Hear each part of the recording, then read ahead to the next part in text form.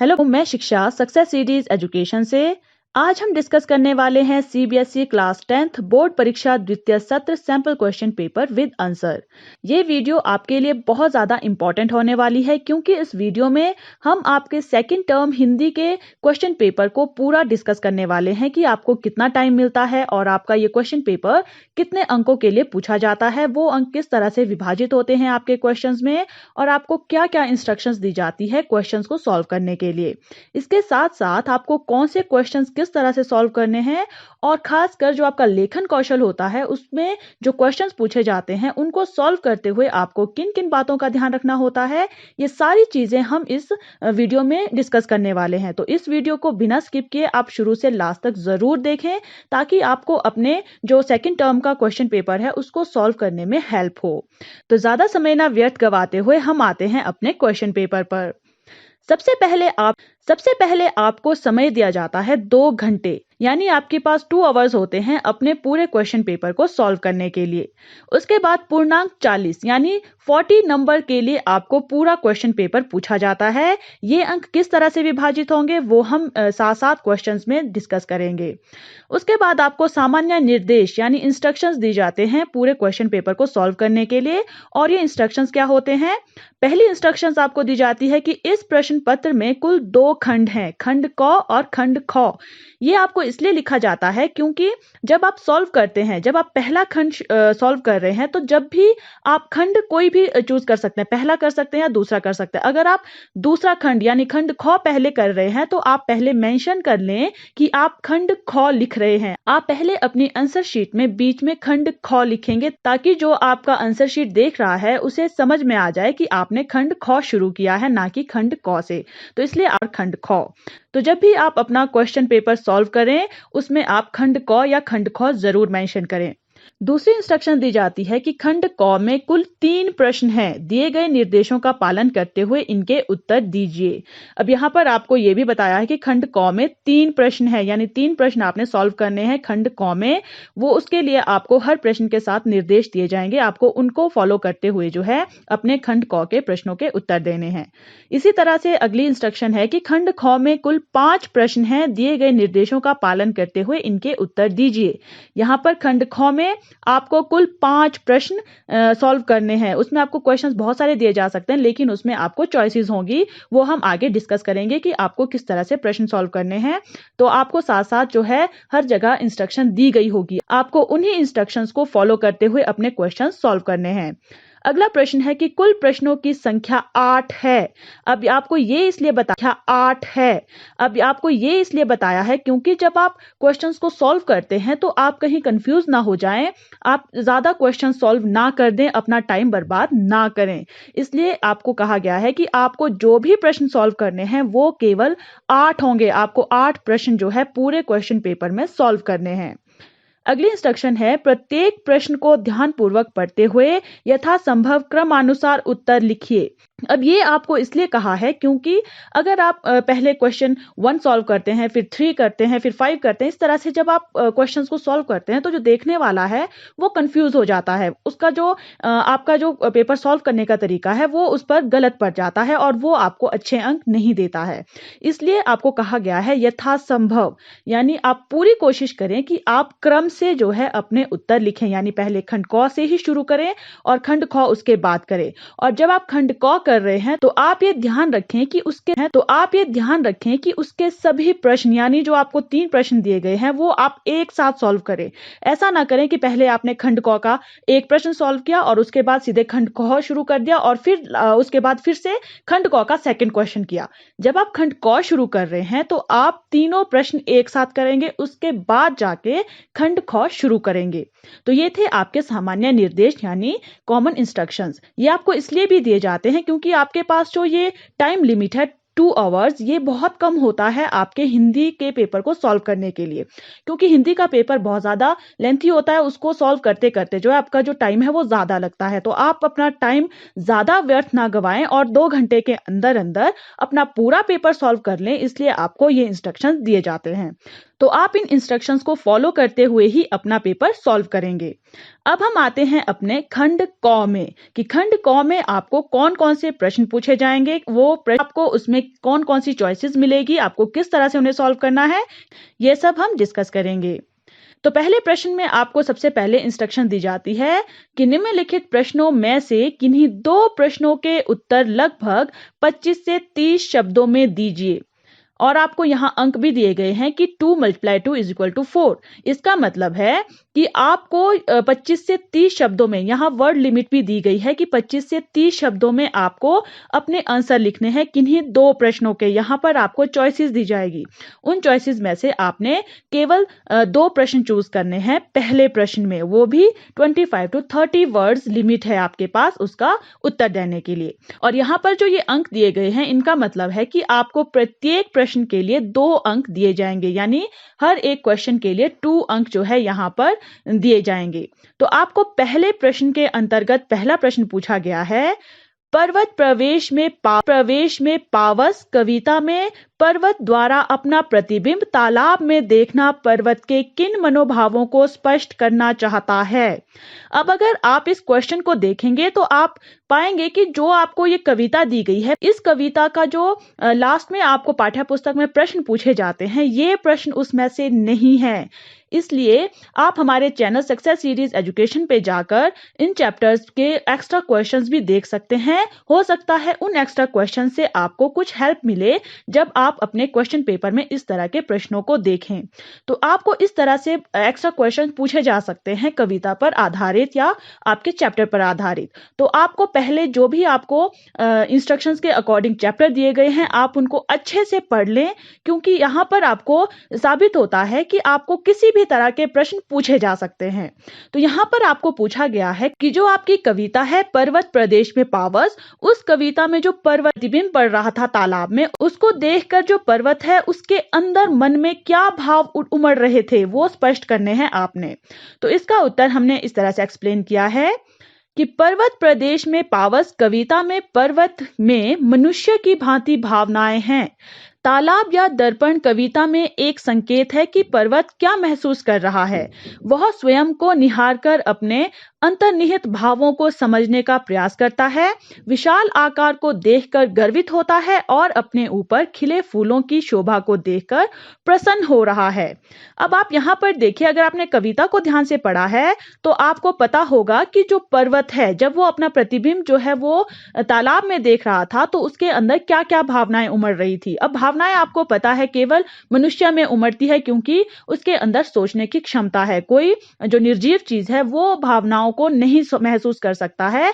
लेकिन कविता में कवि ने जो है बहुत ही सुंदर वर्णन किया है पर्वत का, जिसने जो है मनुष्य की भांति भावनाएं जो है वो दिखाई है इस कविता के अंदर। अब जो तालाब था वो कवि ने दर्पण की भांति दिखाया है, और पर्वत जब तालाब में अपना जो प्रतिबिंब पड़ रहा था, अपनी जो परछाई पड़ रही थी, जब उसको देखता है तो वो महसूस करता है कि वो बहुत ही विशाल है, वो उस पर गर्व महसूस करता है कि वो कितना बड़ा है, और उसमें वो देखता है कि उसके ऊपर फूल भी खिले हुए हैं। वो उनको देखकर और ज्यादा खुश हो जाता है कि ये फूल जो है उसकी शोभा को बढ़ा रहे हैं। लेकिन ये क्वेश्चन जो है उसको आप अपने शब्दों में एक्सप्लेन करने की कोशिश कीजिएगा। अगला प्रश्न आपसे पूछा गया है, कर चले हम फिदा कविता और कारतूस एकांकी के भावों की तुलना कीजिए। विश्लेषण करते हुए अपने मत के समर्थन में तर्क प्रस्तुत कीजिए। इस क्वेश्चन को भी पढ़कर आपको साबित हो रहा होगा कि ये भी जो है आपके पाठ्य पुस्तक के प्रश्नों में नहीं है। इसलिए मैं बार बार कह रही हूं कि आप एक बार चैप्टर को जरूर पढ़ लें। अगर चैप्टर को नहीं पढ़ सकते तो एक बार समरी को जरूर पढ़ लें, क्योंकि समरी में भी जो है बहुत सारी चीजें कवर हो जाती है।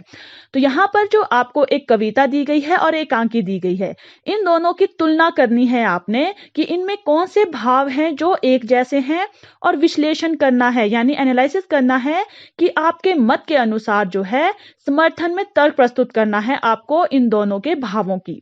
तो आप किस तरह से इसको एक्सप्लेन कर सकते हैं कि कर चले हम फिदा कविता और कारतूस एकांकी में एक समान देशभक्ति का भाव निहित है। देश की एकता, अखंडता व सुरक्षा के लिए प्राण न्यौछावर करने की भावना समाहित है। कर चले हम फिदा कविता में सैनिकों की कर्तव्य भावना का वर्णन है एवं कारतूस एकांकी में वजीर अली के कारनामों से मातृभूमि के प्रति उसकी कर्तव्य निष्ठा का पता चलता है। कविता और एकांकी दोनों ही पाठक के हृदय में देशभक्ति व कर्तव्य की भावना को जगाती है। अब आपने देखा होगा, जब आपने कर चले हम फिदा कविता पढ़ी तो उसमें देशभक्ति कूट कूट कर भरी हुई है, और जब आपने कारतूस एकांकी को पढ़ा तो उसमें भी जो वजीर अली हैं वो अपने देश के लिए उन अंग्रेजों को देश से बाहर भगाना चाहते हैं, उसके लिए वो कड़ी मेहनत करते हैं और कोई भी जोखिम उठाने के लिए तैयार रहते हैं। यानी उनके अंदर भी जो है मातृभूमि के प्रति अपनी कर्तव्य निष्ठा कूट कूट कर भरी हुई है। तो ये दोनों चीजें जो है देश की एकता, अखंडता और सुरक्षा के लिए प्राण न्यौछावर करने का हम सभी के अंदर भावना को भरती हैं। तो ये दोनों कविता में ये भावनाएं समान हैं और हमारे अनुसार जो है ये समर्थन में हम कह सकते हैं कि ये दोनों चीजें जो है जो हम पढ़ने वाले हैं उनके हृदय में देशभक्ति की भावना को जगाते हैं। तो आप अपने शब्दों में इन्हें और ज्यादा अच्छे से एक्सप्लेन कर सकते हैं।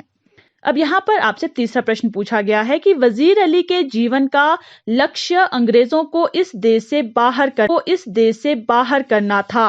कारतूस पाठ के आधार पर कथन की सत्यता सिद्ध कीजिए। ये क्वेश्चन भी आपसे घुमा फिराकर पूछा गया है, आपके पाठ्य पुस्तक में ये प्रश्न नहीं है। तो ये जो प्रश्न है इसमें आपने बताना है कारतूस पाठ के आधार पर कि जो वजीर अली है उनके जीवन का लक्ष्य था अंग्रेजों को देश से बाहर करना। आप किस तरह से इसे एक्सप्लेन करेंगे, किस तरह से इसको सही साबित करेंगे। तो आप अपने शब्दों में बहुत अच्छे से इसे एक्सप्लेन कर सकते हैं अगर आपने कारतूस चैप्टर को अच्छे से पढ़ा है। तो यहां पर हमने इस तरह से एक्सप्लेन किया है कि जांबाज वजीर अली अत्यंत साहसी, वीर तथा पराक्रमी थे। वह जब स्वयं अपने पिता के बाद अवध के तख्त पर बैठा था तो केवल 5 महीने के शासन में ही उसने अवध के दरबार को अंग्रेजी प्रभाव से पूर्णतः मुक्त कर दिया था, क्योंकि 5 महीने का जो उनका शासन काल था उसमें उन्होंने अंग्रेजों का अपने राज्य से पूरी तरह से सफाया कर दिया था। वो बिल्कुल अंग्रेज विरोधी थे। तो यही कारण था कि अंग्रेजों ने जो है 5 महीने के बाद उन्हें तख्त से हटाकर उनके चाचा को बिठा दिया था। आगे आप इस तरह से एक्सप्लेन कर सकते हैं कि वजीर अली ने विषम परिस्थितियों से भी हार नहीं मानी तथा वह सदैव अंग्रेजों को खदेड़ने के लिए प्रयत्न करता रहा। वह लगातार अपने बहादुर सिपाहियों के साथ नेपाल की ओर बढ़ने का प्रयास कर रहा था। उसने अफगानिस्तान के नवाब को भी हिंदुस्तान पर हमला करने के लिए आमंत्रित किया ताकि उनका सहारा लेकर वह भी अंग्रेजों पर हमला करे और अंग्रेजों को देश से बाहर कर सके।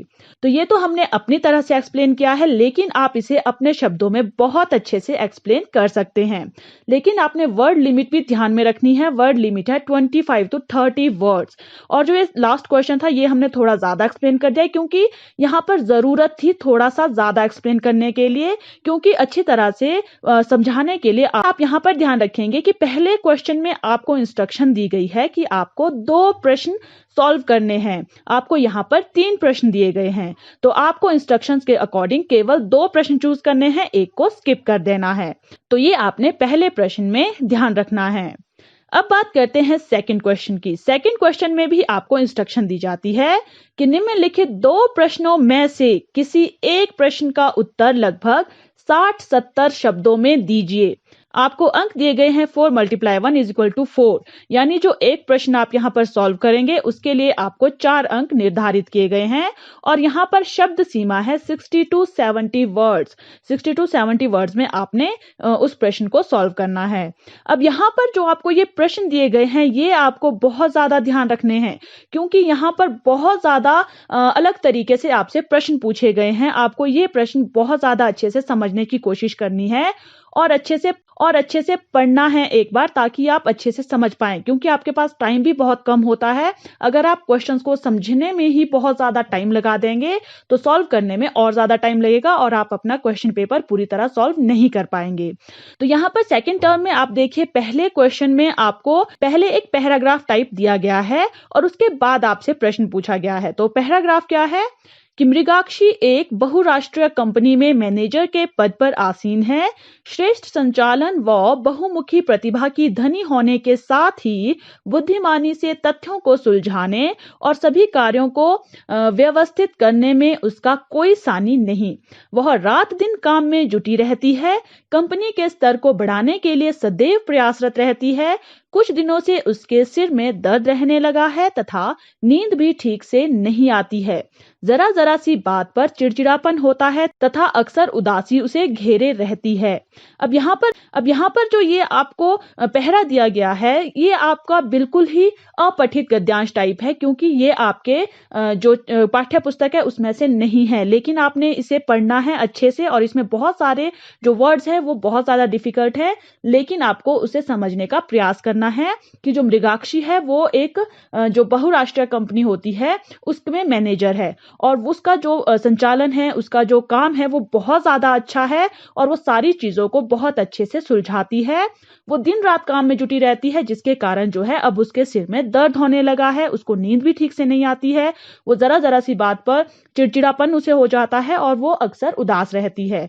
तो इसके आधार पर अब आपसे पाठ्य पुस्तक पर एक प्रश्न पूछा गया है कि इसका क्या कारण हो सकता है। पतझड़ में टूटी पत्तियां, पाठ में झेन की देन हमें जो सीख प्रदान करती है, क्या वह मृगाक्षी के लिए सही साबित हो सकती है?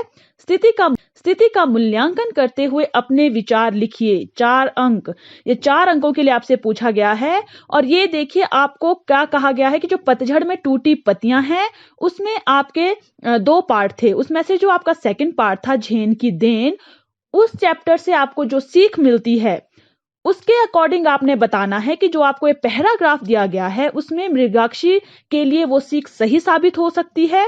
इसका आपने मूल्यांकन करना है स्थिति का, कि वहां पर जो जापानी थे वो भी बहुत ज्यादा काम करते थे, वो भी जो है तनावग्रस्त रहते थे, मानसिक बीमारियों से पीड़ित हो रहे थे, तो उनकी जो स्थिति है वो क्या मृगाक्षी की तरह थी? तो जो झेन की देन में सीख दी गई थी वो क्या मृगाक्षी के लिए सही साबित हो सकती है? ये सारी चीजें आपने यहाँ पर एक्सप्लेन करनी है। तो इसके लिए आपको झेन की देन जो चैप्टर है उसको बहुत अच्छे से पढ़ना है, ताकि आपको पता हो कि उसमें आपको क्या सीख दी गई है।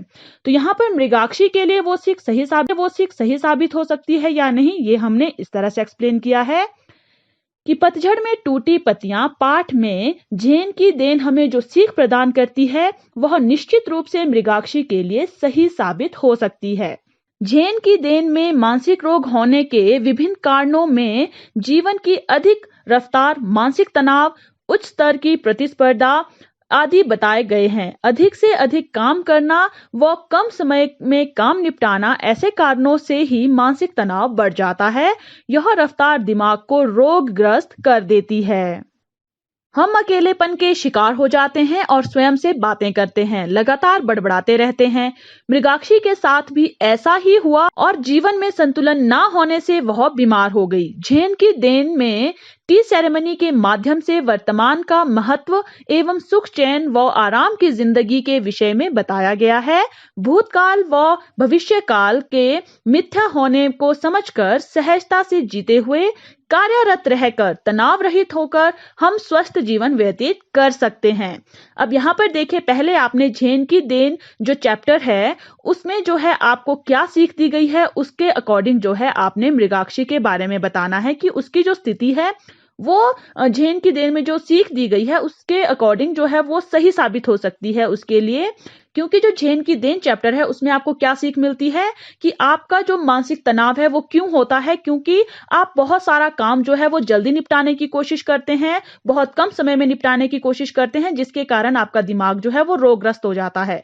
तो यहाँ पर जो आपको गद्यांश दिया गया था उसमें भी जो मृगाक्षी है वो बहुत सारा काम दिन रात करती रहती थी, वो दिन रात काम में जुटी रहती थी, इस कारण जो है उसको सरदर्द होने लग जाता है और उसको नींद भी कम आती है, जिसकी वजह से जो है उसको बहुत सारा चिड़चिड़ापन हो जाता है और वो उदासी से घिरी रहती है। तो यहाँ पर मृगाक्षी के साथ यही हुआ था जो झेन की देन में जापानियों के साथ हो रहा था। तो जापान में क्या था, टी सेरेमनी के माध्यम से जो जापान के लोग हैं वो अपने आप को शांत करते थे, अपनी मानसिक जो बीमारी है उसको ठीक करने की कोशिश करते थे, दिमाग में शांति बनाने की कोशिश करते थे। तो यहाँ पर भी वही चीज जो है मृगाक्षी के लिए भी सही साबित हो सकती है अगर वो थोड़ा सा ध्यान दे, थोड़ा सा शांत बैठे। तो इसको भी जो है आप बहुत अच्छी तरह से एक्सप्लेन कर सकते हैं। सिर्फ आपको यहाँ पर क्वेश्चन को अच्छे से समझने की प्रयास करना है, ताकि क्वेश्चन को जब आप अच्छे से समझ जाएंगे तो आप उसको अच्छे से अपने शब्दों में एक्सप्लेन कर सकते हैं। आपको बस क्वेश्चन को अच्छे से समझना है। अगला यहाँ पर देखिए, अथवा के साथ आपको क्वेश्चन दिया गया है। यहाँ पर भी आपको एक पैराग्राफ दिया है कि दुनिया भर में असहिष्णुता लगभग आम हो गई है। जाति, धर्म, रंग और वैचारिक रूप से भिन्न दृष्टिकोण रखने वाले लोगों के प्रति असहिष्णुता की घटनाएं बढ़ती जा रही है। सहिष्णुता की परिभाषा पर विचार करें तो जिस विश्वास और प्रथा को हम पसंद नहीं करते उसमें बाधा डालने के बजाय संयम बरतना ही सहिष्णुता है। कवि मैथिली शरण गुप्त जी ने कहा, अतर्क एक पंथ के सतर्क पंथ हो सभी। इस पंक्ति की सार्थकता व वर्तमान समय में इसका औचित्य स्थापित कीजिए। अब यहाँ पर देखिए, यहाँ पर मैथिली शरण गुप्त जी द्वारा जो कविता लिखी गई है उसमें जो उन्होंने पंक्ति लिखी है, अतर्क एक पंथ के सतर्क पंथ हो सभी, इस पंक्ति का आपको जो है पहले अर्थ पता होना चाहिए और ये पता होना चाहिए कि जो मनुष्यता कविता है मैथिली शरण गुप्त जी की, उसमें उन्होंने क्या बताया है। उसके अनुसार जो है सहिष्णुता की परिभाषा पर विचार करते हुए जो है विश्वास और प्रथा जो हमें पसंद नहीं है उसमें बाधा डालने के बजाय हमें संयम कैसे बरतना चाहिए, ये सारी चीजें आपने एक्सप्लेन करनी है। तो ये भी जो है आपके पाठ्य पुस्तक में नहीं है प्रश्न, लेकिन आपको ये अच्छे से समझना है पहले, उसके बाद ही आप इसे अच्छे से अपने शब्दों में एक्सप्लेन कर पाएंगे। तो यहाँ पर हमने इस तरह से एक्सप्लेन किया है कि कवि मैथिली शरण गुप्त ने अपनी कविता मनुष्यता के द्वारा मानव जाति को प्रेरित किया है। वे मानव को सहिष्णुता, परमार्थ, विश्व बंधुत्व, करुणा, उदारता, धैर्य, सहयोग आदि गुणों को अपनाने के लिए प्रेरित करते हैं। अधीर होकर भाग्यहीन होने से अच्छा है कि हम धैर्यवान बने।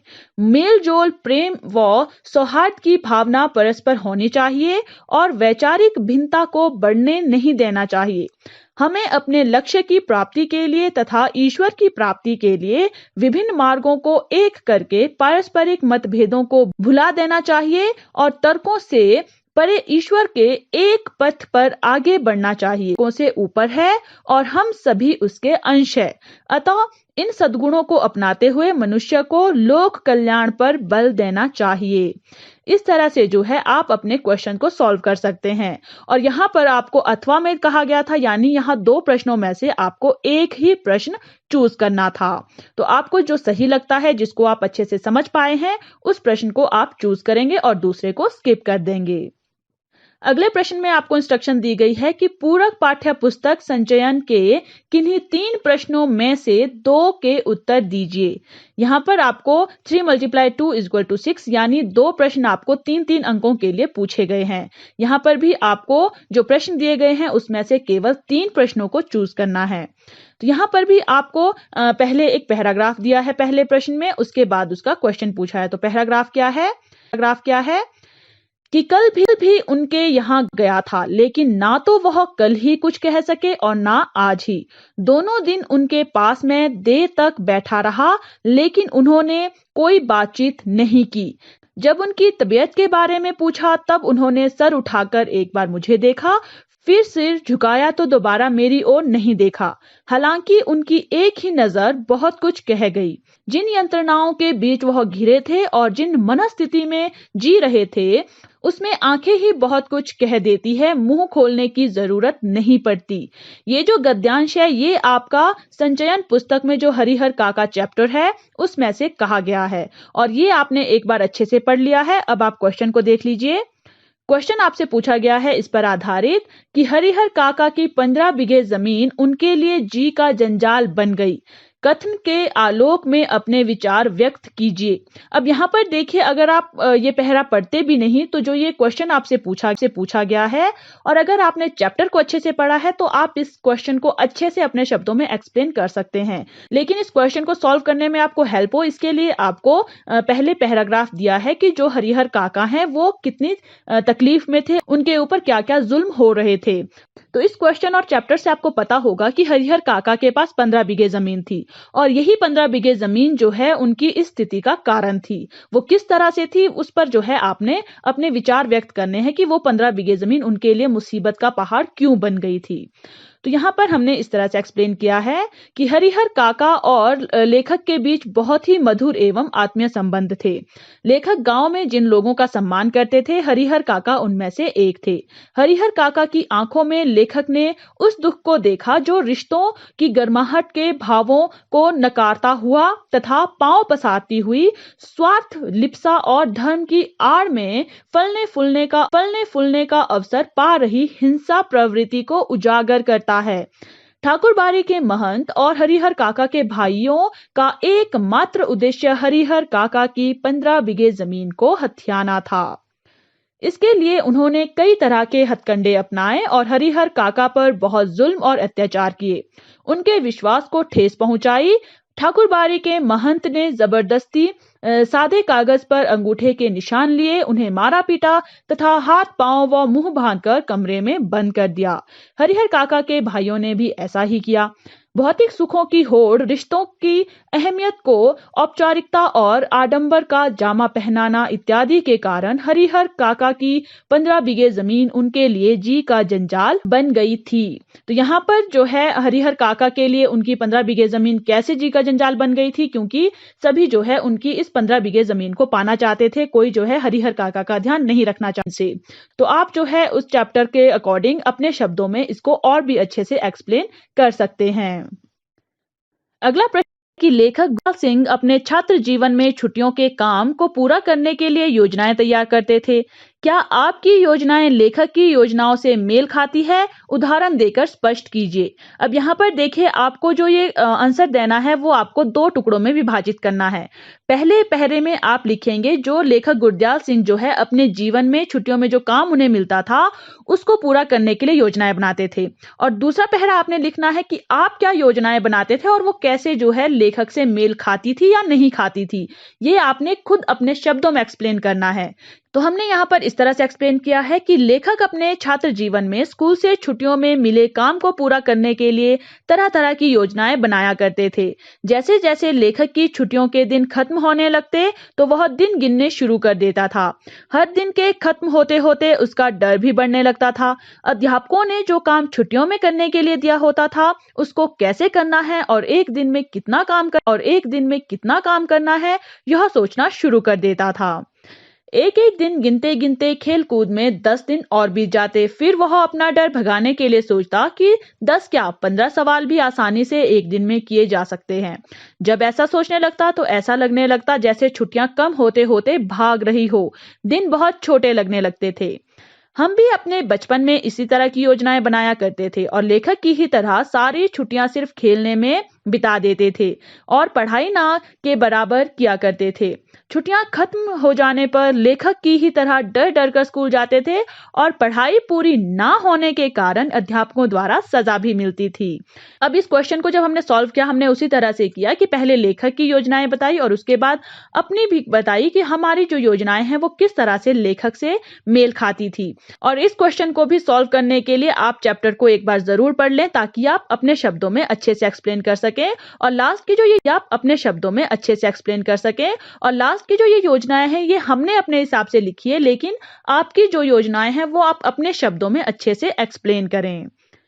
और अगला प्रश्न आपसे पूछा गया है उसी तरह से, पहले आपको गद्यांश दिया है और उसके बाद उस पर आधारित आपसे प्रश्न पूछा गया है। तो गद्यांश कहा गया है कि वह तो जब डॉक्टर साहब की जमानत जब्त हो गई तब घर में जरा सन्नाटा हुआ और टोपी ने देखा कि इम्तिहान सर पर खड़ा है। वह पढ़ाई में जुट गया, परंतु ऐसे वातावरण में क्या कोई पढ़ सकता था, इसलिए उसका पास हो जाना बहुत था। वाह, दादी बोली, भगवान नजरबंद से बचाए, रफ्तार अच्छी है। तीसरे बरस तीसरे दर्जे में पास हो गए। अब यहाँ पर इसके अकॉर्डिंग आपको क्वेश्चन पूछा गया है कि टोपी ज़हीन होने के बावजूद कक्षा में 2 बार फेल हो गया। जीवन में प्रतिकूल परिस्थितियों से हार मान लेना कहाँ तक उचित है? टोपी जैसे बच्चों के भविष्य में आपकी क्या राय है? अब यहाँ पर देखिए, जो ये आपको पैराग्राफ, टोपी शुक्ला जो है वो 2 बार फेल हो चुका था और तीसरी बार भी जो है उसके जो पिता हैं वो इलेक्शन में हार गए थे और घर में थोड़ी शांति हो गई थी। तब जाकर जो है टोपी थोड़ा पढ़ने की कोशिश कर रहा था, लेकिन जो वातावरण था घर का उसमें पढ़ पाना मुश्किल था टोपी के सोच के हिसाब से। और वो ये सोचता था कि वो केवल पास हो जाए वही बहुत अच्छा है, और वो पास भी हो गया था, जिसपे उसकी दादी ने कहा था कि ठीक है, अच्छी रफ्तार है कि तीसरी साल जो है तीसरे दर्जे में पास तो हो गया। तो आपने यहाँ पर इस गद्यांश के जरिए ये बताना है कि जो ये प्रतिकूल परिस्थितियां थी जीवन की टोपी के, उसमें जो टोपी ने हार मान ली थी वो कहाँ तक सही है, और जो टोपी जैसे बच्चे होते हैं जो अपने जीवन में परिस्थितियों के साथ जो है ढल जाना सही समझते हैं, हार मान लेते हैं अपने जीवन में, उनके भविष्य में आपकी क्या राय है, ये भी आपने अपने शब्दों में एक्सप्लेन करनी है। हमने यहां पर इस तरह से एक्सप्लेन किया है कि ज़हीन यानी बुद्धिमान होने के बावजूद भी टोपी 9वीं कक्षा में 2 बार फेल हो गया। उसकी पारिवारिक परिस्थितियां उसके पढ़ाई में बाधा उत्पन्न करती थी। जब भी वह पढ़ने बैठता तो बड़े भाई या माँ को कोई काम याद आ जाता था जो सिर्फ वही कर सकता था। छोटा भाई उसकी कॉपियां खराब कर दिया करता था। दूसरे साल उसे टाइफाइड हो गया। तीसरे साल जो है डॉक्टर भृगु नारायण चुनाव के लिए खड़े हो गए और घर में चुनावी माहौल छा गया। परंतु फिर उसने दृढ़ निश्चय किया कि वह किसी तरह परीक्षा पास जरूर करेगा और उसने कर दिखाया। सच्ची लगन और दृढ़ निश्चय से जो काम उसने तीसरे साल में किया उसे पहले साल में ही किया जा सकता था। परिस्थितियां सदैव हमारे अनुकूल नहीं होती, परंतु उनका सामना करके कर्तव्य पथ पर बढ़कर भी हम लक्ष्य प्राप्त कर सकते हैं। अब यहाँ पर देखिए, जो तीसरे साल टोपी शुक्ला ने दृढ़ निश्चय किया, क्योंकि उस वक्त भी जो है चुनावी माहौल के कारण उसके घर में पढ़ाई का माहौल बिल्कुल नहीं बन रहा था, लेकिन उसने फिर दृढ़ निश्चय कर लिया था कि तीसरी साल ये चीज जो है अगर वो पहले ही साल दृढ़ निश्चय कर लेता कि चाहे उसका भाई उसकी कॉपियां खराब कर देता है, चाहे उसकी माँ या बड़ा भाई उसको काम से कहीं भेज देते हैं, लेकिन उसके बावजूद अगर वो दृढ़ निश्चय करके पढ़ाई करता तो वो पहले साल में ही पास हो सकता था। क्योंकि हमारे जीवन में परिस्थितियां हमेशा हमारे साथ नहीं हो सकती, वो हमारे प्रतिकूल भी हो सकती है। तो हमारा कर्तव्य बनता है कि हम उन परिस्थितियों का सामना करें और हमारा जो लक्ष्य है हम उसकी ओर बढ़ते चले जाएं। तो इस तरह से हमने एक्सप्लेन किया है, लेकिन आप अपने शब्दों में और भी अच्छे से एक्सप्लेन कर सकते हैं। तो ये थे खंड क के प्रश्न, और इसमें आपको जो इंस्ट्रक्शन दी गई है आपको उसको फॉलो करते हुए अपने क्वेश्चंस को सॉल्व करना है। जहां पर जिस प्रश्न में आपको जितने प्रश्न सॉल्व करने के लिए कहा गया है आप केवल उतने ही प्रश्न सॉल्व करेंगे और बाकी प्रश्नों को स्किप कर देंगे, ताकि आपका टाइम भी बचे। और जो एक्स्ट्रा क्वेश्चन आप सॉल्व करने के लिए टाइम लगाने वाले हैं वो बिल्कुल ना लगाएं, क्योंकि आगे जो लेखन कौशल आने वाला है को और भी ज्यादा टाइम लगता है। और यहाँ पर आपने ये भी देखा कि जो आपको क्वेश्चन पूछे गए हैं वो आपके पाठ्य पुस्तक के प्रश्नों से बिल्कुल भिन्न पूछे गए हैं। तो आपको अपने सारे जो चैप्टर्स हैं, सारी जो कविताएं हैं, वो अच्छे से एक बार जरूर पढ़ लेनी है, ताकि आप अपने शब्दों में अच्छे से अपने क्वेश्चंस को सॉल्व कर सकें और ज्यादा टाइम कंज्यूम ना करें। तो अब हम बात करेंगे खंड ख यानी लेखन कौशल की। इसमें भी आपको हर क्वेश्चन के साथ इंस्ट्रक्शंस दी जाएगी। उन्हीं इंस्ट्रक्शंस को फॉलो करते हुए आपको अपने क्वेश्चंस को सॉल्व करना है। तो आपको जो चौथा प्रश्न पूछा गया है उसमें इंस्ट्रक्शन दी गई है कि निम्नलिखित में से किसी एक विषय पर संकेत बिंदुओं के आधार पर लगभग 150 शब्दों में अनुच्छेद लिखिए। अंक है 6, यानी 6 अंकों के लिए आपने एक अनुच्छेद लिखना है, एक विषय आपने चूज करना है। यहाँ पर आपको 3 जो है वो विषय दिए जाएंगे, उसमें संकेत बिंदु भी दिए जाएंगे, उन पे आधार पर आपको 150 शब्द की यानी 150 वर्ड्स की लिमिट दी गई है। उसके अंतर्गत आपको अनुच्छेद लिखना है। जैसे आपको यहाँ पर पहला विषय दिया गया है आभासी शिक्षण अधिगम प्रक्रिया, तो ऐसा नहीं है कि इस विषय पर आपको खुद से जो है 150 शब्दों में कुछ भी लिख लेना है। यहाँ पर आपको संकेत बिंदु दिए गए हैं। यहाँ पर देखिए आपको 3 संकेत बिंदु दिए गए हैं। पहला है आरंभ कब और कैसे, दूसरा है लाभ हानि और सावधानियां, और तीसरा है स्थिति से सामंजस्य। तो ये तीनों जो आपको संकेत बिंदु दिए गए हैं, इनके अकॉर्डिंग आपने 3 पैराग्राफ जो है वो लिखने हैं और उनको जो है डिवाइड करना है 150 वर्ड्स में। 150 शब्द में आपने अपना ये जो अनुच्छेद है वो कवर करना है। तो यहाँ पर और एक बात है, जो ये 6 अंक आपको दिए गए हैं वो भी जो है इन संकेत बिंदुओं के आधार पर डिवाइड किए गए होते हैं। ये देखिए, आपकी भूमिका के लिए आपको 1 अंक दिया जाता है, विषय वस्तु के लिए 4 अंक और भाषा के लिए 1 अंक।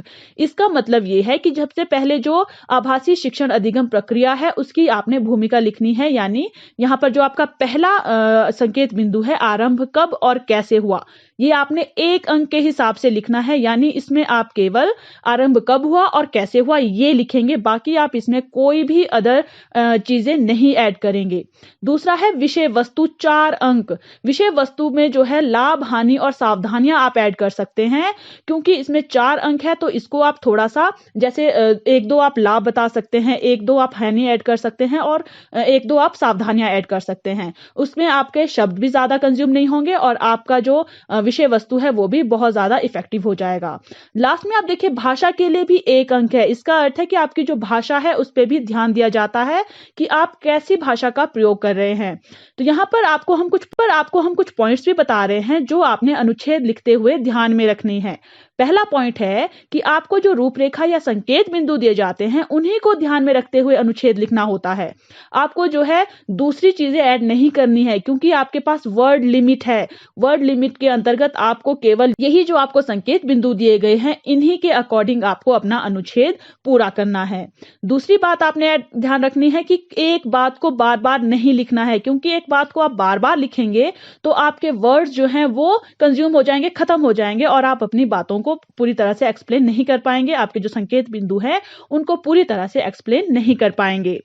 तीसरा आपने ध्यान रखना है कि विषय से संबंधित सूक्ति या कविता की पंक्तियों का प्रयोग भी कर सकते हैं। ऐसा इसलिए होता है क्योंकि जो कविता की पंक्तियां होती है या सूक्तियां होती है उसमें वर्ड्स कम होते हैं और उनके अर्थ ज्यादा होते हैं, तो आप उनको भी ऐड कर सकते हैं अगर आपके विषय के अकॉर्डिंग आपको कोई कविता या पंक्ति याद आती है। आगे है कि भाषा सरल, स्पष्ट और प्रभावशाली होनी चाहिए। ऐसा नहीं है कि आपको बहुत ज्यादा डिफिकल्ट वर्ड्स लिखने हैं ताकि जो देखने वाला है उस पर अच्छा इंप्रेशन पड़े। आप सरल भाषा का प्रयोग भी कर सकते हैं, लेकिन वो प्रभावशाली होनी चाहिए, अच्छी होनी चाहिए और बिल्कुल आपको जो वर्ड्स है वो स्पष्ट लिखने हैं ताकि पहचान में एकदम से आ जाए। यानी आपको अपनी हैंडराइटिंग भी अच्छी रखनी है।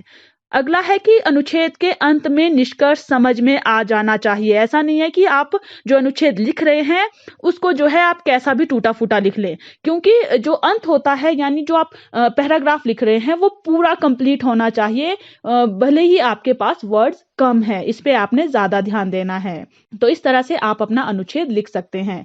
और अनुच्छेद के लिए आप हमारे चैनल सक्सेस सीरीज एजुकेशन पर भी जा सकते हैं, वहां पर आप सर्च कर सकते हैं अनुच्छेद लेखन के बारे में। उसमें आपको अनुच्छेद क्या होता है, क्या आपको सावधानियां रखनी होती है, किस तरह से आपको अनुच्छेद लिखना होता है, प्रारूप कैसे रखना होता है, ये सारी चीजें जो है आपको वहां पर मिल जाएगी और आपके लिए बहुत ज्यादा हेल्पफुल होगी वो सारी चीजें अपने अनुच्छेद में यहाँ पर प्रश्न में लिखने के लिए।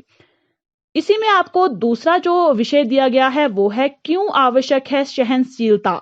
इसमें भी आपको जो संकेत बिंदु दिए गए हैं वो 3 संकेत बिंदु दिए गए हैं। सहनशीलता का अर्थ, इसकी आवश्यकता और नैतिक मूल्य एवं सुखद जीवन। तो यहाँ पर भी आपको इसी तरह से डिवाइड किए गए हैं अंक। भूमिका के लिए 1 नंबर, विषय वस्तु के लिए 4 और भाषा के लिए 1। तो भूमिका में केवल आप जो है सहनशीलता का अर्थ ये कवर कर देंगे 1 या 2 पंक्ति में। दूसरा है विषय वस्तु, इसमें जो है हमारी सहनशीलता की आवश्यकता क्यों है, नैतिक मूल्यों को भी आप इसमें थोड़ा बहुत ऐड कर सकते हैं। और लास्ट जो आप अंत करेंगे, सुखद जीवन कैसे हो जाता है सहनशीलता की वजह से, ये आप ऐड कर सकते हैं। ये सारी चीजें जो है आपको अंकों को ध्यान में रखते हुए करनी है, ताकि आप जो वर्ड लिमिट है वो अंकों को ध्यान में रखते हुए करनी है, ताकि आप जो वर्ड लिमिट है वो भी ध्यान में रखें, अंकों को भी ध्यान में रखें और साथ साथ संकेत बिंदुओं को जरूर ध्यान में रखें। इन्हीं संकेत बिंदुओं के आधार पर आप अपने पैराग्राफ को जो डिवाइड कर सकते हैं, जो आपको हेल्पफुल होगा आपके वर्ड लिमिट में अपने अनुच्छेद को कवर करने के लिए। अगला जो विषय है इसमें वो है मेरे सपनों का भारत। यहाँ पर भी देखो सेम है कि आपको 3 जो है संकेत बिंदु दिए गए हैं कि मेरे सपनों का भारत कैसा है, उससे क्या अपेक्षा है और क्या आपका कर्तव्य है अपने भारत देश के प्रति। तो यहाँ पर आपको अंक तो उसी तरह से डिवाइड है। तो यहाँ पर जो अंक है भूमिका के लिए उसमें आप जो है भारत कैसा है या भारत क्या है, ये सारी चीजें आप अपनी तरह से, यानी जो आपको सही लगता है अपने शब्दों में वो आप यहाँ पर एक्सप्लेन कर सकते हैं, लेकिन संकेत बिंदु को ध्यान में रखते हुए कि भारत कैसा है इसको भी आप भूमिका में डाल सकते हैं, या भारत के बारे में एक दो पंक्ति आप जो प्रभावशाली हो वो लिख सकते हैं। आपको भारत से क्या अपेक्षा है और आपका क्या कर्तव्य बनता है ये आपने विषय वस्तु में ऐड करना है। और भाषा में आप जरूर ध्यान दें, अपनी भाषा को सरल प्रभावशाली बनाएं और कहीं कहीं बीच में मुहावरे, लोकोक्ति या कविता की कोई पंक्ति जरूर डालें, वो बहुत ज्यादा प्रभावशाली होती है और उससे आपको अंक गेन करने में बहुत ज्यादा हेल्प मिलती है। तो यहाँ पर देखिए क्वेश्चन नंबर 4 में आपको 3 विषय दिए गए हैं, लेकिन आपको एक चूज करना है। आप पहले विषय का जो टाइटल है उसको पढ़ लें, उसके बाद आप इसके संकेत बिंदुओं को पढ़ लें, जिससे आपको पता चल जाएगा कि आप इस अनुच्छेद को अच्छे से एक्सप्लेन कर सकते हैं कम वर्ड्स में। आप उसी विषय को चूज करें जिसको आप एक्सप्लेन कर पाएंगे अच्छी तरह से, जिसकी आप एंडिंग भी कर पाएं, क्योंकि एंडिंग भी बहुत ज्यादा जरूरी होती है अनुच्छेद में।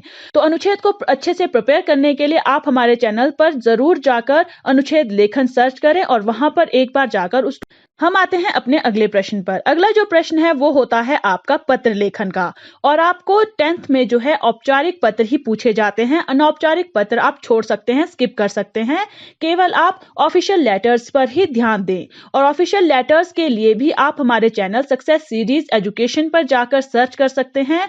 वहां पर लेटर्स क्या होते हैं, उनको लिखते हुए आपको कौन कौन से ध्यान रखने होते हैं, लेटर्स कितनी तरह के होते हैं, और औपचारिक पत्र में कौन कौन से लेटर आते हैं जो आपको पढ़ने चाहिए और उनको लिखते हुए आपको किस तरह के ध्यान रखने होते हैं, प्रारूप कैसा होता है, ये सारी चीजें वहां पर कवर हो जाएगी और इस क्वेश्चन को सॉल्व करने में बहुत ज्यादा हेल्प मिलेगी। तो आप एक बार जाकर जरूर फॉर्मल लेटर्स को सर्च करें हमारे चैनल पर और उसकी एक बार वर्ड फाइल पर जरूर ध्यान दें। अब यहाँ पर जो आपको क्वेश्चन पूछा गया है वो 5 अंकों के लिए पूछा गया है और उसकी वर्ड लिमिट दी गई है 120 वर्ड्स। और ऑफिशियल लेटर का एक बहुत ज्यादा इंपॉर्टेंट पॉइंट होता है कि आपको लेटर जो है एक ही पेज में कंप्लीट करना होता है। जो अनऑफिशियल लेटर्स होते हैं, अनौपचारिक पत्र होते हैं, उनमें आप इधर उधर की बातें लिख सकते हैं तो वो एक से दूसरे पेज पर भी जा सकता है, लेकिन जो आपको यहाँ पर ऑफिशियल लेटर्स पूछे जाते हैं उनमें आपने एक ही पेज में पूरा लेटर कंप्लीट करना है। तो यहाँ पर देखिए आपको कहा गया है कि आप शौर्य या शार्वी हैं, आपने अपने लिए ऑनलाइन पुस्तकें खरीदी थी, पैसे जमा हो गए परंतु पुस्तकें प्राप्त नहीं हो सकी। इस बात की शिकायत करते हुए संबंधित अधिकारी को लगभग 120 शब्दों में पत्र लिखिए। अब यहाँ पर देखिए, यहाँ पर आप अधिकारी को पत्र लिख रहे हैं और ये शिकायत पत्र है, तो ये वाला लेटर होगा आपका कार्यालय पत्र। तो उसका प्रारूप कैसा होगा वो हम आगे डिस्कस करेंगे, पहले अंकों पर बात कर लेते हैं। यहाँ पर आपको 5 अंक के लिए प्रश्न पूछा जाता है और 5 अंक इस तरह से डिवाइड होते हैं। पहला है प्रारंभ है 1 अंक का, यानी आपका जो शुरू का होता है, और लास्ट में जो आप लिखते हैं वो आपको 1 अंक के लिए यानी आधा अंक ऊपर और आधा अंक नीचे के लिए दिया जाता है। उसमें भी आपको बहुत ज्यादा ध्यान रखना है, वो कैसे लिखना है वो हम आगे डिस्कस करेंगे। और विषय वस्तु 3 अंक और भाषा 1 अंक। यहाँ पर देखिए हर जगह भाषा के लिए आपको 1 अंक रखा गया है, यानी आपकी भाषा पर ध्यान दिया जाएगा। आप अच्छे से सरल शब्दों का और स्पष्ट शब्दों का, प्रभावशाली शब्दों का प्रयोग करें। विषय वस्तु 3 अंक, यानी जो आप बीच की जो आप ये शिकायत करने वाले हैं उस पर जो है आपको 3 अंक दिए जाएंगे, तो आप उसमें भी बहुत ज्यादा अच्छे से वर्क करें अपना। तो आइए हम देखते हैं कि प्रारूप आप कैसा रखेंगे। प्रारूप आप कार्यालय पत्र का इस तरह से रख सकते हैं, जैसे सेवा में प्रबंधक या अध्यक्ष, जो आपको प्रश्न में पूछा गया, और प्रश्न में आपको अधिकारी कहा गया था कि जो संबंधित अधिकारी होगा जिससे आपको शिकायत करनी है वो आप यहाँ पर लिखेंगे। उसके बाद कार्यालय का नाम और पता लिखना है, फिर दिनांक डालनी है, और फिर विषय यानी पत्र लिखने का क्या कारण है वो आपने जरूर मेंशन करना है। फिर महोदय, यहां तक का जो ये पोर्शन है उसके लिए आपको आधा अंक दिया जाएगा। अगर इसमें आपने कुछ गड़बड़ की तो आपका आधा अंक समझो गया। उसके बाद है आपका पहला अनुच्छेद और दूसरा अनुच्छेद। इसके लिए आपको 3 अंक निर्धारित है, यानी यहाँ पर आपकी विषय वस्तु आती है कि आपकी क्या दिक्कत है, आपकी क्या समस्या है, आप क्या बताना चाहते हैं, जिसको आप पत्र लिख रहे हैं, वो आप यहाँ पर ऐड करेंगे। उसके बाद है समाप्ति, धन्यवाद, आभार और भवदीय या भवदीया नाम, पता, फोन नंबर जो भी आप नीचे लिखते हैं, इसके लिए भी आपको आधा अंक होता है। यानी जो ये समाप्ति से नाम, नंबर, पता तक है, वहां पर आधा नंबर और सेवा में से महोदय तक आधा नंबर, यहाँ तक आपको 1 नंबर होता है। और बीच के जो ये पहला अनुच्छेद, दूसरा अनुच्छेद है, यहाँ 3 अंक आपके निर्धारित होते हैं।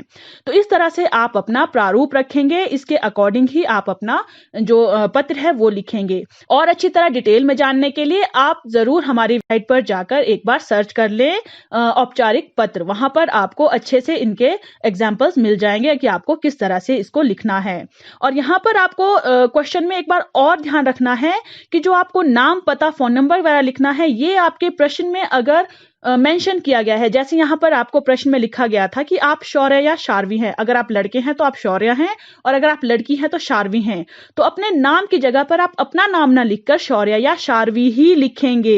ये आपने ध्यान रखना है। जो जो चीजें आपके क्वेश्चन में मेंशन की गई है, आप अपने आंसर में उन्हीं चीजों को मेंशन करेंगे, उसके अलावा और कोई चीजें ऐड नहीं करेंगे। अब आते हैं हम अपने अगले प्रश्न पर। यहाँ पर आपको अथवा के साथ दूसरा प्रश्न दिया जाएगा।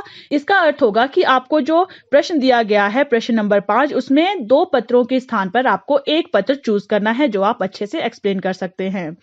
तो जो दूसरा पत्र है वो इस तरह से पूछा गया है कि आप सृष्टि, बताया गया है लड़की हैं आप तो आपका नाम सृष्टि होगा, और अगर आप लड़के हैं तो सार्थक होगा। यानी जब आप लास्ट में अपना नाम पता लिखेंगे तो वहां पर आप सृष्टि और सार्थक ही लिखेंगे, अपना नाम मेंशन नहीं करेंगे। आगे है, बंगलुरु से चेन्नई शताब्दी एक्सप्रेस से यात्रा करते समय आपका कीमती सामान वाला बैग जल्दबाजी में गाड़ी में ही रह गया। आपके द्वारा दी गई शिकायत से आपको अपना बैग वापस मिल गया है। प्रबंधन की प्रशंसा करते हुए किसी समाचार पत्र के संपादक को लगभग 120 शब्दों में पत्र लिखिए। यहाँ पर देखिए, आपको पत्र किसे लिखना है, समाचार पत्र के संपादक को पत्र लिखना है, तो ये भी यहाँ पर मेंशन है। तो जो चीजें आपको मेंशन की गई है उन्हें आप अपने आंसर में जरूर लिखेंगे। तो यहाँ पर जो अंक है वो इसी तरह से विभाजित हैं, जैसे आरंभ और अंत के लिए आपको 1 अंक, विषय वस्तु के लिए 3 अंक और भाषा के लिए 1 अंक। तो आप प्रारूप किस तरह से रख सकते हैं अपने परीक्षा भवन में? परीक्षा भवन में आप इस तरह से लिख सकते हैं, जैसे हमने पहला इस तरह से लिख सकते हैं, जैसे हमने पहला प्रारूप रखा था, आप उस तरह से भी लिख सकते हैं। लेकिन अगर आप परीक्षा भवन के अकॉर्डिंग लिखना चाहते हैं तो आप देखिए यहाँ पर इस तरह से लिख सकते हैं, प्रारूप ऐसे रख सकते हैं। पहले आप परीक्षा भवन लिखेंगे, उसके नीचे अ ब स लिख सकते हैं, या आप जहां से एग्जाम दे रहे हैं उसका नाम भी मेंशन कर सकते हैं, बट वो जरूरी नहीं है, आप अ ब स लिखकर छोड़ सकते हैं। उसके बाद आप दिनांक लिखेंगे। पहला जो प्रारूप था उसमें आपकी दिनांक थी कार्यालय का नाम या पता आपने जहां लिखा था उसके नीचे, लेकिन अगर आप परीक्षा भवन के अकॉर्डिंग लिख रहे हैं तो दिनांक आप परीक्षा भवन अ उसके नीचे लिखेंगे। उसके बाद शुरू करेंगे, सेवा में से शुरू करेंगे और प्रबंधक या अध्यक्ष जो भी है, जो क्वेश्चन है उसके अकॉर्डिंग लिखना है, और यहाँ पर आपने समाचार पत्र के संपादक को लिखना है। और उसके बाद कार्यालय का नाम पता लिखेंगे, विषय लिखेंगे, उसके बाद महोदय, और फिर आप शुरू करेंगे। शुरू करने के बाद समाप्ति में उसी तरह से लिखेंगे। और शुरू और समाप्ति आप किस तरह से करेंगे उसके लिए भी बहुत सारे वर्ड्स होते हैं, वो भी आप वेबसाइट पर जाकर सर्च कर सकते हैं, वो प्रभावशाली शब्द यूज कर सकते हैं जो आपके क्वेश्चन में हेल्प करेंगे आपको सॉल्व करने के लिए। तो इस तरह से आप अपने पत्र लेखन को सॉल्व करेंगे। और पत्र लेखन में आप औपचारिक पत्र ही पढ़ें, क्योंकि अनौपचारिक पत्र आपको नहीं पूछे जाते हैं। हम आते हैं अपने अगले प्रश्न पर। अगले प्रश्न में आपको सूचना पूछी जाती है, यानी सूचना लेखन। इसके लिए भी आप हमारे वेबसाइट पर जाकर सूचना लेखन सर्च कर सकते हैं। वहां पर आपको सूचना लेखन के बारे में सारी जो डिटेल्स हैं वो मिल जाएगी, जो आपको इस क्वेश्चन को सॉल्व करने में हेल्प करेगी। तो हम आते हैं अपने प्रश्न पर। आपको प्रश्न दिया गया है कि आप निवासी कल्याण संघ रेजिडेंस वेलफेयर एसोसिएशन के अध्यक्ष रमेश सुब्रमण्यम हैं। यहाँ पर देखिए, आपको जो आपका एसोसिएशन है उसका नाम भी दिया गया है, ये भी बताया गया है कि आप अध्यक्ष हैं, और आपका नाम भी मेंशन है। इसलिए जब आप सूचना लिखें तो आप वहां पर जो आपकी संस्था का नाम है वो आप रेजिडेंस वेलफेयर एसोसिएशन लिखेंगे, और जब एसोसिएशन लिखेंगे और जब लास्ट में आप लिखेंगे वहां पर आप पद में अध्यक्ष लिखेंगे और नाम में आप रमेश सुब्रमण्यम लिखेंगे। आप चाहे गर्ल हैं हैं चाहे बॉय हैं, आप यही सारी चीजें मेंशन करेंगे क्योंकि आपके प्रश्न में आपको दिया गया है। उसके बाद है कि आपने क्षेत्र के मुख्य पार्क में आयोजित होने वाले योग शिविर के विषय में जानकारी देते हुए लगभग 50 शब्दों में एक सूचना तैयार कीजिए।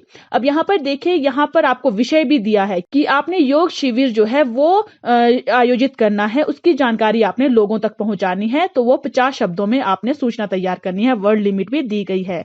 तो यहाँ पर ये जो सूचना लेखन है वो आता है आपका 2.5 अंक के लिए। और ये किस तरह से डिवाइड होता है, जो औपचारिकताएं हैं यानी जो आपका सूचना से लेके आपके विषय तक का चीज है और लास्ट में जो अध्यक्ष नाम पद है वो सारी चीजें आपकी आधे अंक से के लिए गिनी जाती है।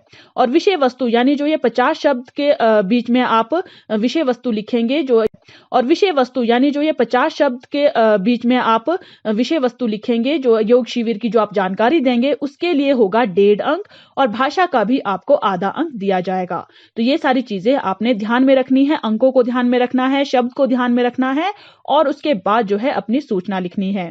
सूचना लिखने के लिए भी कुछ प्रारूप होते हैं, वो आप किस तरह से लिखेंगे। सूचना लेखन का प्रारूप इस तरह से होता है, जैसे सबसे पहले आपने ऊपर केंद्र में शीर्षक में लिखना है सूचना, यानी आप शुरू में सबसे पहले सूचना लिखेंगे बीच में।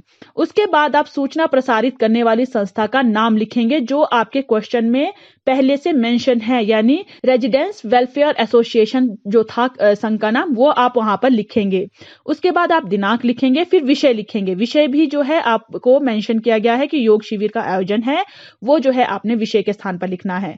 उसके बाद है सूचना का लेखन, यानी जो आपका 1.5 अंक आपको दिया गया है, विषय वस्तु जो है जो आप योग शिविर के बारे में जानकारी देने वाले हैं लोगों को, वो आपने उसके बाद लिखनी है।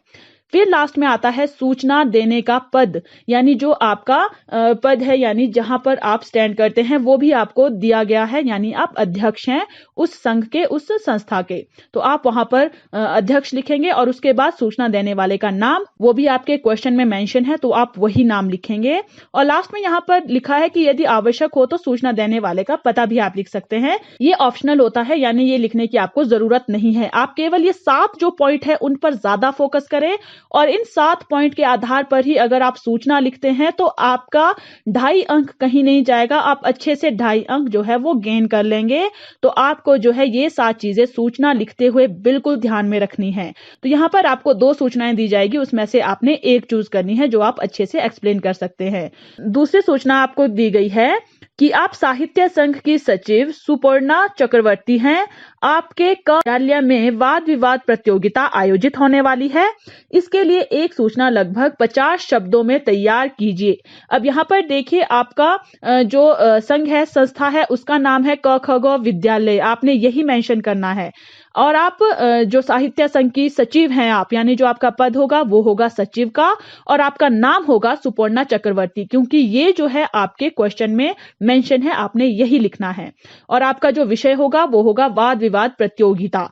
उसके बाद आपका जो सूचना लेखन का जो होगा, यानी विषय वस्तु जो होगी वो आपने मेंशन करनी है 50 वर्ड्स के अंडर। पूरा जो है आपने 50 वर्ड्स के अंडर जो है अपनी सूचना को तैयार करना है। तो सूचना लिखते हुए आपको जो आपको बातें बताई गई हैं उनको आपने ध्यान में रखना है, प्रारूप को ध्यान में रखना है, तो आप अच्छे से सूचना लेखन कर पाएंगे। और सूचना लेखन को और अच्छे से प्रिपेयर करने के लिए आप एक बार जाकर जरूर वेबसाइट पर सर्च करें सूचना लेखन, वहां से आपको बहुत ज्यादा हेल्प मिलेगी। इसी प्रश्न में जो है आपको और 2 सूचनाएं दी जाती है, उसमें से आपको एक सूचना चूज करनी है। यानी जो ये पूरा क्वेश्चन है आपका 6th क्वेश्चन, उसमें आपको बेसिकली 4 सूचनाएं दी जाएगी। 4 सूचनाओं में से आपको 2 चूज करनी है, यानी पहले आपको क में 2 सूचना होगी, उसमें से एक चूज करनी है। फिर ख पार्ट होगा, उसमें भी 2 सूचनाएं होंगी, उसमें से एक चूज करनी है। ये आपने ध्यान रखना। आपने ऐसा नहीं करना है कि आपको 2 लिखनी है तो आप क वाली ही 2 सूचनाएं लिख लेंगे, ख वाले दोनों छोड़ देंगे, तो उसमें केवल आपको 2.5 अंक ही मिलेगा, दूसरी सूचना कैंसिल हो जाएगी।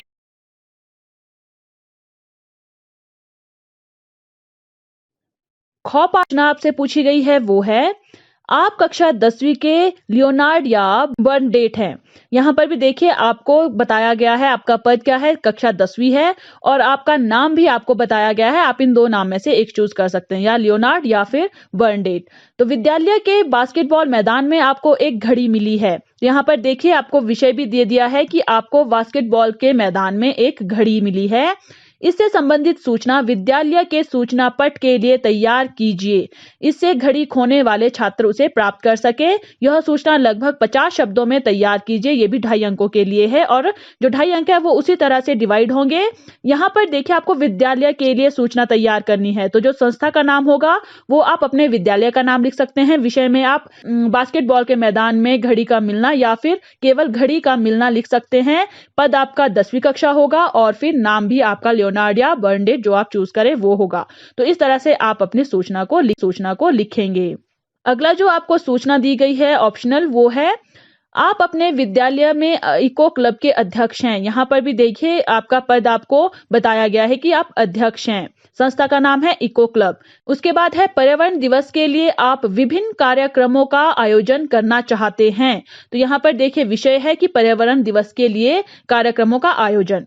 उसके बाद कहा है कि इको क्लब के सभी सदस्यों की सभा किसी संदर्भ में आयोजित करने के लिए विद्यालय के सूचना पट के लिए एक सूचना पत्र लगभग 50 शब्दों में तैयार करना है। तो यहाँ पर देखिए किसके लिए आपको सूचना तैयार करनी है, जो इको क्लब के सदस्य हैं उनके लिए आपको कोई एक स्थान आयोजित करना है, वहां पर आपको सूचना देनी है विद्यालय के सूचना पट के लिए। तो आपको 50 शब्दों में लिखना है। अंक उसी तरह से विभाजित है। तो आप शुरू में जो संस्था का नाम लिखेंगे वो होगा आपका इको क्लब। उसके बाद जो विषय है वो आएगा आपका कि आपको पर्यावरण दिवस के लिए विभिन्न कार्यक्रमों का आयोजन करना है। फिर उसके बाद जो सूचना लेखन है उसमें आपने मेंशन करना है कि जो इको क्लब के सभी सदस्य हैं उनके लिए आपको कोई सभा आयोजित करनी है, वो आपने 50 वर्ड्स में कंक्लूड करनी है। ये सारी चीजें आपको ध्यान में रखनी है। आपको क्वेश्चन जो है वो बहुत ध्यान से पढ़ना है ताकि जो क्वेश्चन में आपको दिया गया है, जो जानकारियां दी गई है वही जानकारी आप अपने आंसर में शीट में लिखें। इस क्वेश्चन को और अच्छे से प्रिपेयर करने के लिए आप एक बार वेबसाइट पे जाके सूचना लेखन जरूर पढ़ लें, वहां से आपको बहुत ज्यादा हेल्प मिलेगी। हम आते हैं अपने अगले प्रश्न पर। जो अगला प्रश्न है वो आता है आपका विज्ञापन लेखन का और ये भी आपका 2.5 अंक का होता है। इसमें भी आपको इसी तरह से क और ख भाग दिए जाते हैं। क भाग में से 2 में से आपको एक विज्ञापन चूज करना है और ख में से भी 2 विज्ञापनों में से एक विज्ञापन चूज करना है। तो क पार्ट में जो पहला विज्ञापन आपको कहा गया वो है स्वच्छता के प्रति जागरूकता फैलाने के लिए सरकार की ओर से एक विज्ञापन लगभग 50 शब्दों में तैयार कीजिए। तो यहाँ पर जो 2.5 अंक है वो इस तरह से विभाजित हैं। जो विषय वस्तु है उसके लिए 1 अंक, जो प्रस्तुति आप करते हैं उसके लिए 1 अंक और भाषा के लिए आधा अंक। तो यहाँ पर देखिए आपको किसकी ओर से करना है, सरकार की ओर से विज्ञापन तैयार करना है और विषय है स्वच्छता के प्रति जागरूकता। तो आपको विज्ञापन तैयार करते हुए कौन कौन सी बातें ध्यान रखनी है। पहली बात आपको ध्यान में रखनी है कि वह आकर्षक होना चाहिए, क्योंकि आपने देखा होगा जैसे पैम्पलेट्स लगे होते हैं जगह जगह पर, अगर उसमें बहुत सारे वर्ड्स हैं, वो बहुत लंबा है, उसमें बहुत सारी चीजें मेंशन की गई है, तो जो पढ़ने वाले हैं वो एमए स्किप कर देते हैं, यानी वो पढ़ते ही नहीं है। एक बार देखते हैं यार इतना लंबा कौन पढ़ेगा, वो छोड़ देते हैं। लेकिन आकर्षक होगा, यानी उसमें अगर चित्र बने होंगे, बहुत सुंदर होगा, तो लोग एक बार टिक कर जो है जरूर उसे देख लेंगे। भले ही पढ़ेंगे पूरा नहीं, लेकिन वो देख लेंगे कि वो किसके बारे में है और किसने भेजा, इतना तो वो जरूर लेंगे। तो आपका जो विज्ञापन बनाया हुआ होगा आपने, वो सफल हो जाएगा कि आपने किस उम्मीद से जो है वो विज्ञापन बनाया था और लोगों तक जो है वो पहुंच गई है बात जो आप बताना चाहते हो। तो वो आकर्षक होना चाहिए, पहली बात ये। और दूसरा है कि प्रभावशाली तरीके से कम शब्दों में अधिक शब्द कहने चाहिए। इसके लिए आप क्या कर सकते हैं, जैसे तीसरा जो बताया है कि कोई पंक्ति ऐसी लिखी होनी चाहिए जो स्लोगन की तरह हो। आप कोई मुहावरा, कोई लोकोक्ति, कुछ भी लिख सकते हैं जो आकर्षक हो, क्योंकि कम शब्दों में जो आप लिखते हैं, स्लोगन लिखते हैं, उसके अर्थ बहुत ज्यादा निकलते हैं, वो बहुत ज्यादा दूसरों को जानकारी देते हैं, लेकिन उसमें शब्द कम होते हैं। ये आपका बेनिफिट होता है, क्योंकि कम शब्द होंगे तो पढ़ने वाले को ज्यादा टाइम नहीं लगेगा, वो पढ़ लेगा एक बार में। तो इसलिए प्रभावशाली तरीके से कम शब्दों का प्रयोग करना चाहिए। आगे बात है कि उसमें किसी चित्र या रेखा चित्र का प्रयोग करना चाहिए, क्योंकि जब आप रास्ते से जा रहे होते हो और कोई पैम्पलेट लगा होता है, अगर उसमें कोई आकर्षक चित्र है तो उसको देखकर जो है आपका ध्यान एक मिनट के लिए उसकी ओर चला जाता है। तो विज्ञापन की ओर ध्यान खींचने के लिए उसमें चित्र या रेखा चित्र का प्रयोग जरूर करना चाहिए। अगली बात है कि उसमें जो विषय है जिस बारे में आप बताना चाहते हो उसकी विशेषताओं या महत्व को बताना चाहिए, क्योंकि आपको कम शब्द लिखने हैं तो उसमें आप इधर उधर की बातें नहीं लिख सकते हो, क्योंकि इधर उधर की बातें लिखोगे तो बहुत सारी चीजें हो जाएगी जो बेफालतू की होगी। तो आपको जो भी आपने लिखना है, जो विषय आपको दिया गया है उस विषय की कुछ विशेषताएं या महत्व आपको बताने हैं कम शब्दों में, ताकि विषय और महत्व को जब पढ़ेंगे तो वो जो है लोगों के दिमाग में वो बात छप जाती है और लोग उसका अनुसरण करते हैं। अगली बात है कि उसे बॉक्स में ही प्रस्तुत करें, इससे अधिक प्रभावशाली लगता है। ये आप जब आंसर शीट में भी विज्ञापन बनाएंगे तो उसमें जो है आपने बॉक्स के अंदर ही लिखना है, क्योंकि बॉक्स के अंदर जब आप लिखते हो, बॉक्स के अंदर जब आप प्रेजेंट करते हो तो वो आकर्षक लगता है, अच्छा लगता है, देखने वाले का ध्यान वहां एकदम से चला जाता है। और अगली बात है कि प्रभावशाली बनाने के लिए आप रंगीन रंगों का प्रयोग भी कर सकते हैं। अब ये ऑप्शनल हो जाता है, क्योंकि अगर आपके पास टाइम है, अगर आपने पहले टाइम बचा लिया है अपने लिए इतना कि आप वहां पर कलर कर सकते हो, अपने चित्रों में अच्छे चित्र बना सकते हो, उसे जो है और अच्छा सजा सकते हो, तो आप यहां पर इसका प्रयोग कर सकते हो अपने आंसर शीट में। लेकिन अगर आप ये चीजें कहीं बाहर के लिए प्रयोग कर रहे हो, असली में कहीं विज्ञापन बना रहे हो, तो आप वहां पर रंगों का प्रयोग जरूर करें, क्योंकि रंगों को देखकर जो है इंसान एकदम से अट्रैक्ट हो जाता है। तो ये सारी चीजें आप विज्ञापन को बनाते हुए जरूर ध्यान में रखें, और जब आप आंसर शीट में विज्ञापन बनाएं तो उसके लिए भी आप ये सारी चीजें फॉलो करेंगे। और विज्ञापन के बारे में और ज्यादा जानने के लिए, उसको और अच्छे से प्रिपेयर करने के लिए आप वेबसाइट पे जाके विज्ञापन लेखन सर्च करें। वहां पर आपको विज्ञापन के बारे में सारी चीजें डिटेल में मिल जाएगी जो आपके लिए हेल्पफुल होगी। अगला जो यहाँ पर आपको दिया गया है क में ऑप्शन, वो है आपके विद्यालय में एक कवि सम्मेलन का आयोजन किया गया है, जिसमें हास्य कवि सुरेंद्र शर्मा जी विशेष अतिथि के रूप में आमंत्रित हैं। इसका प्रचार प्रसार करने के लिए लगभग 50 शब्दों में विज्ञापन तैयार कीजिए।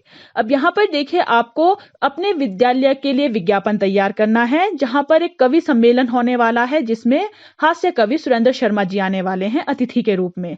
तो ये बनाने के लिए आपको बहुत सारी चीजें ध्यान में रखनी है, यानी आपको शब्द भी ध्यान में रखने हैं, और जो हास्य कवि सुरेंद्र शर्मा जी हैं उनके बारे में आपको कोई चीज पता होनी चाहिए। और अगर आप आंसर शीट में इस क्वेश्चन को चूज करते हो तो कवि के बारे में आपको कोई पंक्ति पता होनी चाहिए, कोई प्रसिद्ध पंक्ति आप यहाँ पर लिख सकते हो जिससे जो है ध्यान आकर्षित हो।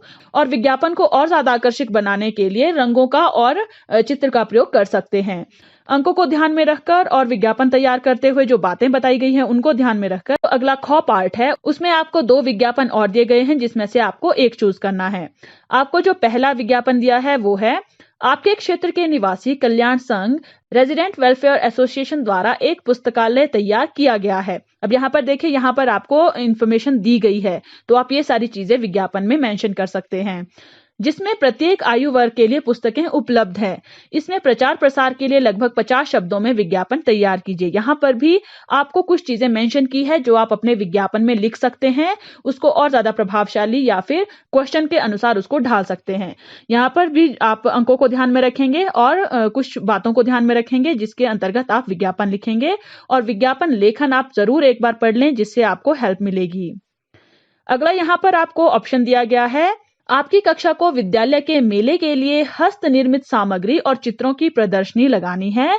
अपनी प्रदर्शनी के लिए लगभग 50 शब्दों में एक विज्ञापन तैयार कीजिए। अब यहाँ पर देखिए, आपकी कक्षा के लिए विद्यालय के मेले में, अब जो विद्यालय है वहां पर मेला लगना है, उसके लिए हस्त निर्मित यानी जो हाथों से निर्मित की गई चीजें होती है, चित्र बनाए होते हैं बच्चों ने, उसका आपने एग्जीबिशन लगाना है, जिसके लिए आपको 50 शब्दों में विज्ञापन तैयार करना है। इसमें भी आप बहुत अच्छे से हस्त निर्मित चीजें बना सकते हो अपने विज्ञापन में, जैसे फूल बना सकते हो, पुस्तक बना सकते हो, या फिर कोई चित्र बना सकते हो, बहुत सारी चीजें आप मेंशन कर सकते हो। इसमें आपकी क्रिएटिविटी दिखती है विज्ञापन में, आप किस तरह से दूसरे के सामने आकर्षक रूप में विज्ञापन दे सकते हो। तो ये सारी चीजें आपने ध्यान में रखनी है, नंबर ध्यान में रखने हैं, शब्द ध्यान में रखने हैं, और विज्ञापन लिखते हुए जो बातें हैं उनको ध्यान में रखनी है, ताकि आप अपने जो विज्ञापन है उन्हें और भी अच्छे ढंग से कर पाएं। अब हम आते हैं अपने आखिरी प्रश्न पर। आखिरी प्रश्न के लिए भी आपको इंस्ट्रक्शन दी जाती है कि निम्नलिखित विषयों में से किसी एक विषय पर लगभग 120 शब्दों में लघु कथा लिखिए। इसके लिए आपको 5 अंक दिए जाते हैं। अब 5 अंकों में आपको वर्ड लिमिट है 120 वर्ड्स। और लघु कथा का मतलब होता है छोटी कहानी, यानी कहानी का छोटा रूप। इसको भी अच्छे से डिटेल में पढ़ने के लिए, समझने के लिए या प्रिपरेशन करने के लिए आप हमारे वेबसाइट पर जाकर लघु कथा लेखन या कहानी लेखन के नाम से जो है आपको एक वर्ड फाइल मिल जाएगी। वहां पर आप अच्छे से प्रिपेयर कर सकते हैं इस क्वेश्चन को, और आपको बहुत ज्यादा हेल्प मिलेगी इस क्वेश्चन को लिखने के लिए। तो आपको यहाँ पर जो है 2 लघु कथा के ऑप्शन दिए गए हैं, यानी परोपकार का परिणाम अथवा अपूर्ण संतोष। तो यहाँ पर आपको टाइटल पहले से दिया गया है, शीर्षक जो है वो दिया गया है। यहाँ पर आपको कोई संकेत बिंदु नहीं दिए गए हैं, जिसका अर्थ ये है कि आपको जो शीर्षक है उसके अकॉर्डिंग आपने 120 वर्ड्स में जो है पूरी लघु कथा लिखनी है। यहाँ पर जो अपूर्ण संतोष परोपकार का परिणाम है, इसमें जो है आपने कोई भी आप एक कहानी लिख सकते हो जिसमें आपका लास्ट में एक निष्कर्ष या फिर लास्ट में एक जो सीख होती है वो जरूर मिलनी चाहिए। तो यहाँ पर आपको अंक भी विभाजित किए गए हैं। जो विषय वस्तु है वो 2 अंक की है, प्रस्तुति 2 अंक की है, भाषा 1 अंक है। तो ये सारी चीजें आपने ध्यान में रखनी है। और लघु कथा लिखते हुए आपको कौन कौन सी बातें ध्यान में रखनी है? पहली बात आपने ध्यान में रखनी है कि जो कहानी है, यानी जो लघु कथा है, उसका जो आरंभ है, जो शुरुआती आप करते हो वो आकर्षक होनी चाहिए। ऐसा नहीं आप शुरुआत आप बोरिंग तरीके से करो तो जो देखने वाला है वो अच्छे से आपकी कहानी नहीं पढ़ेगा और आपको अंक कम मिलेंगे। तो कहानी पढ़ने में उसका मन लगना चाहिए। इसके लिए कहानी का जो आरंभ है वो आप आकर्षक रूप से करेंगे, अच्छे से शुरुआत करेंगे। दूसरा है कहानी की जो भाषा है, भाषा का भी आपको 1 नंबर मिलने वाला है। तो भाषा में आप ध्यान रखेंगे कि भाषा जो है वो सरल होनी चाहिए, स्वाभाविक होनी चाहिए और प्रभावशाली होनी चाहिए। उसमें बहुत ज्यादा नहीं करेंगे, लंबे लंबे वाक्यों का प्रयोग नहीं करना है, क्योंकि आपके पास वर्ड लिमिट है। जो लघु कथा होती है वो छोटी होती है और प्रभावशाली होती है। बड़ी कहानी को आप निचोड़ कर छोटा बनाते हो, यानी आप ऐसा समझ सकते हो कि एक बड़ी कहानी है, आप उसका संक्षिप्त रूप यानी आप समरी लिख रहे हो। तो समरी में आप किस तरह से इंक्लूड करते हो एक बड़े चैप्टर को, उसी तरह से आपने एक बड़ी कहानी को जो है छोटे शब्दों में संक्षिप्त रूप में लिखना है। लंबे लंबे वाक्यों का प्रयोग नहीं करना है।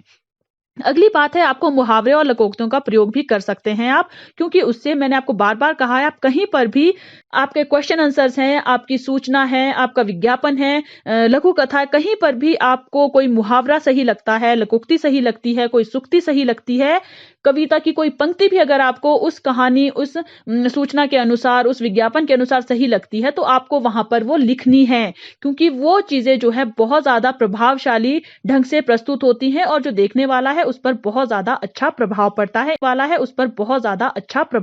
है, इंप्रेशन पड़ता है।